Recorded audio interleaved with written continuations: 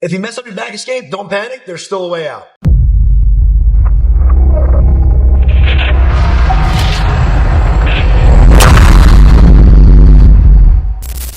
What's up, guys? So we already covered in another video the fundamental back take, kind of my go-to. I think it's most people's go-to. What we're going to look at now is if I mess up or he does a good job and brings me to the closed off side for his grip. We've talked about previously, I think everybody that trains for a little while knows that fundamental rule of I'd like to fall the way he's pointing to. The problem is in the scramble, I can't always control that, and this guy knows that rule, so he's going to try to pull me to the closed side. Now, everything's going to be the same as our standard back escape. The nice part about it is I don't have to fight to pummel my head between him and the floor. The bad part about it is he has a closed off elbow here where if I do let go of this grip at any time, he can threaten with a decent rear naked choke. Okay? The second downfall of this position is on the way out, he has a chance to retain mount and come up with a head and arm choke. So as I'm here, I want to stay glued to my 2-on-1. One hand is on the wrist, 5 fingers together in the crook of the elbow. I'm going to free my bottom hook first. That doesn't change from our standard back escape. I want to keep turning toward him.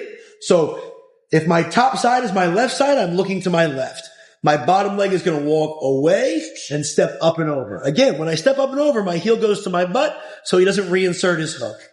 Now, as I step away, typically we would shear this elbow. It's not going to be easy or really possible here because of this grip. He has an underhook underneath my armpit. So as I walk, I want to really start protecting against him stepping over to mount and coming up in the head and arm choke. The best way I've found is making this elbow and this angle on my arm very, very rigid. I want to get as close to 90 degrees as I can. So I'm going to keep my grip on his choking arm. I'm going to drive my elbow in. If I feel like it starts to fail me, I might even make a fist and reinforce it. Now, as much as I'm getting rigid, I then want to keep it that way as I bring my elbow to the floor. Now, I can either go proactively on my own. So if I feel him not react, I can turn and shear this elbow down. Or if I feel like he's still moving, I'm going to keep this as rigid as possible so he can't rotate easily around. So if I stay close, he rotates easily.